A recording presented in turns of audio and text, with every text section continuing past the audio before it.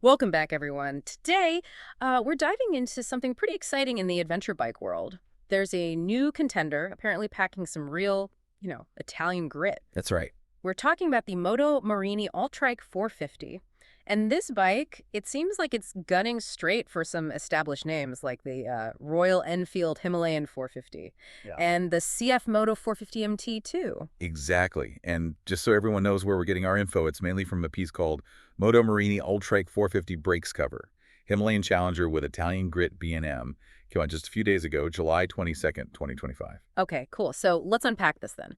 What's MotoMorini actually doing here? What makes this Altrike 450, a serious player in this lightweight ADV game? Well, let's start with the basics. The foundation, it's built on a steel frame, solid, and crucially, it's got that classic wheel setup for adventure bikes. Ah, the 2118 spoked combo. Exactly. 21-inch front, 18-inch rear, spoked wheels. That tells you right away this thing is meant for off-road. Right, bigger front wheel rolls over obstacles easier, and spokes handle impacts better than cast wheels. Precisely. They give you that flex and durability you need. And then there's the suspension. It's a KYB setup, fully adjustable. Fully adjustable KYB. Yeah. You also mentioned USD forks earlier when we chatted. Maybe just quickly, what does USD mean here? Why is that good for off-road? Good question. USD just means upside-down forks. So the thicker, stronger part is clamped up top. This makes the front end much stiffer. Better handling, more precise steering feel, especially when you're like hitting bumps hard or braking deep into a turn off-road. Gotcha. Stiffer front end. Makes sense. And the travel numbers are pretty impressive too. Up front, you get 208 millimeters of travel. Wow, that's generous. It is. And in the back, there's a linkage-type monoshock giving you 190 millimeters. So lots of room for the wheels to move, good for soaking up big hits on trails. Definitely. It means you can tackle rougher terrain without bottoming out constantly or, getting bounced offline. It keeps the wheels planted. For brakes, it's single discs, front and rear.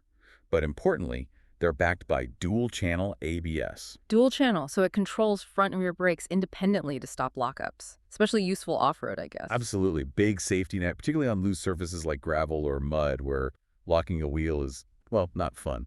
Okay, so solid frame, classic ADV wheels, loads of suspension travel. That sounds like a proper off-road chassis, but what about the engine, the heart of the bike? That's got to be right for adventure riding too. What's powering this thing? Right, so it's a 450cc liquid-cooled parallel twin. Parallel twin, interesting. What are the numbers? It's putting out 44.2 brake horsepower and 42 newton meters of torque. Okay, 44 horsepower, 42 torque. That puts it right in the mix with the Himalayan 450 and the CF Moto 450 MT, doesn't it? Yeah, very competitive figures for the class. It should have enough punch for overtakes and climbing hills off-road. Now, here's something interesting I saw. The weight. It's listed at 190 kilograms dry. Mm-hmm. That feels a bit on the heavier side for what people might call a lightweight ADV, wouldn't you say? It does nudge it towards the upper end of that category, yeah. The 190 dry means probably, 210 kilos wet? Something like that. But they balance that kind of with a really big fuel tank, 18.5 liters. That's a serious tank. That gives you a really solid touring range. You won't be sweating fuel stops quite as much. So there's a trade-off for the listener to consider, right?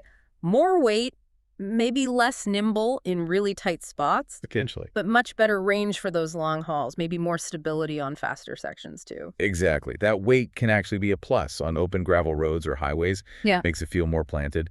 And yeah, that big tank really points towards proper long-distance exploring. Less agility, perhaps, traded for more expedition capability. Okay. And what about the other dimensions? Ground clearance, seat height, things that matter when you actually get off the pavement. Good points. Ground clearance is 215 millimeters. That's pretty decent. Should clear most obstacles. Yeah, it's a healthy number for venturing off the beaten track.